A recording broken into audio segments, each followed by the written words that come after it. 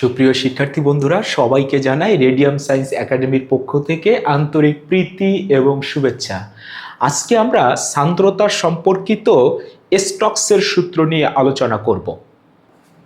কোনো প্রবাহী পদার্থের মধ্য দিয়ে যদি কোনো একটি গোলক পতিত হতে থাকে, তখন ওই প্রবাহী পদার্থগুলো ওই গোলককে বাধা প্রদান করে তার পড়ার বিপরীত দিকে। কত বলে বাধা প্রদান করবে, অর্থাৎ সান্দ্র বলের মান কত হবে, এই রিলেটেড বিজ্ঞানী স্টোকস একটি সূত্র আমাদেরকে দিয়েছেন। এই একটি প্রবাহী পদার্থ রয়েছে, এই প্রবাহী পদার্থের মধ্যে আমরা একটি আর ব্যাসার্ধের গোলককে আমরা ছেড়ে দেব। তাহলে এই গোলকটা যখন এই প্রবাহী পদার্থের মধ্য দিয়ে পড়বে তখন কত বলে বাধা দেবে, ধরে নেই এফ বলে বাধা দেবে। তাহলে এফ বলের মান কত হবে, এই বাধাদানকারী বল সান্দ্র বলের মান কত হবে, এর মান বের করে দেখিয়েছেন বিজ্ঞানী স্টোকস। ধরে নেই যে গোলকটা পড়ছে সেই গোলকের ব্যাসার্ধ দেয়া আছে ছোট হাতের আর, এবং এই গোলকটি এই প্রবাহী পদার্থের মধ্য দিয়ে তথা এই তরলের মধ্য দিয়ে কত বেগে পড়ছে সেটাকে ধরে নেই ভি। আর এই যে তরলটি ব্যবহার করেছি, যেটা নিয়েছি, তার সান্দ্রতা গুণাঙ্ক হচ্ছে ইটা।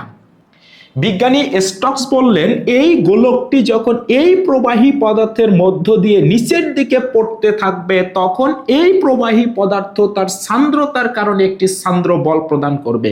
এই সান্দ্র বলের মান তিনটি জিনিসের উপরে নির্ভর করবে। এক, ওই তরলের সান্দ্রতা কেমন, অর্থাৎ সান্দ্রতা গুণাঙ্ক কেমন তার উপরে নির্ভর করবে। এই গোলকটার ব্যাসার্ধ কত তার উপরে নির্ভর করবে, এবং কত বেগে পড়ছে গোলকটি সেই বেগের মানের উপরে নির্ভর করবে। বিজ্ঞানী স্টোকস বললেন এই রকম কোন প্রবাহীর মধ্য দিয়ে পতনশীল কোন গোলকের উপরে ক্রিয়াশীল সান্দ্র বলের মান, এক নম্বরে উনি বললেন এই সান্দ্র বল ওই তরল পদার্থের সান্দ্রতা গুণাঙ্কের সমানুপাতিক। বলতো কেন? কারণ তরলটার সান্দ্রতা গুণাঙ্ক যত বেশি হবে এই তরলটার সান্দ্রতা ধর্ম তত বেশি হবে, তাহলে পড়ার সময় বেশি বাধা দেবে। তুমি নিজেই চিন্তা করো, বলতো পানির চাইতে গ্লিসারিনের সান্দ্রতা গুণাঙ্ক বেশি, সান্দ্রতা বেশি, তাহলে পানির মধ্য দিয়ে যখন একটি গোলক পড়বে যে বলে বাধা দেবে, গ্লিসারিনের মধ্য দিয়ে ওই গোলকটা পড়লে অবশ্যই বেশি বাধা দেবে, কারণ গ্লিসারিনের সান্দ্রতা গুণাঙ্কের মান বেশি। এই জন্য এই সান্দ্র বল তার সান্দ্রতা গুণাঙ্কের সমানুপাতিক।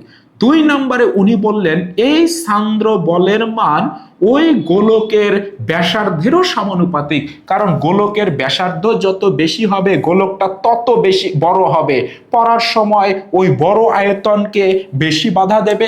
এই জন্য বলা হলো এই সান্দ্র বল ওই গোলকের ব্যাসার্ধের সমানুপাতিক। তিন নম্বর উনি বললেন এই সান্দ্র বলের মান এফ এর মান এই গোলকের বেগেরও সমানুপাতিক। যদি কম বেগে পড়ে তাহলে কম বাধা দেবে, যদি বেশি বেগে পড়ে তাহলে এই সান্দ্র বলের মান কিন্তু বেশি হবে। তাহলে স্টোকসের সূত্রটি আমরা সুন্দর করে বলতে পারি যে কোনো প্রবাহীর মধ্য দিয়ে কোনো গোলক যখন পতিত হয় তখন ওই গোলকের উপরে ওই প্রবাহী পদার্থ যে সান্দ্র বল দিয়ে ক্রিয়া করে সেই সান্দ্র বলের মান ওই প্রবাহীর সান্দ্রতা গুণাঙ্কের সমানুপাতিক, ওই গোলকের ব্যাসার্ধের সমানুপাতিক এবং ওই গোলকের বেগের মানের সমানুপাতিক।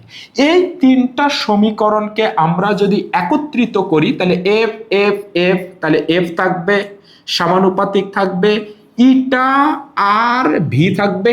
ওকে, এই সমানুপাতিক চিহ্ন যদি আমরা তুলে দেই এফ ইজ ইকুয়াল টু, তাহলে একটা কনস্ট্যান্ট আসবে, নাম দেই কে, এটা হবে ইটা আর ভি। বিজ্ঞানী স্টোকস প্রমাণ করে দেখালেন এই কে এর মান যদি 6 পাই নেওয়া হয় তাহলে এই সমীকরণটা সিদ্ধ হয়, মানে বাম পক্ষ এবং ডান পক্ষ সমান হয়। এই জন্য আমরা কে এর মান 6 পাই ব্যবহার করব।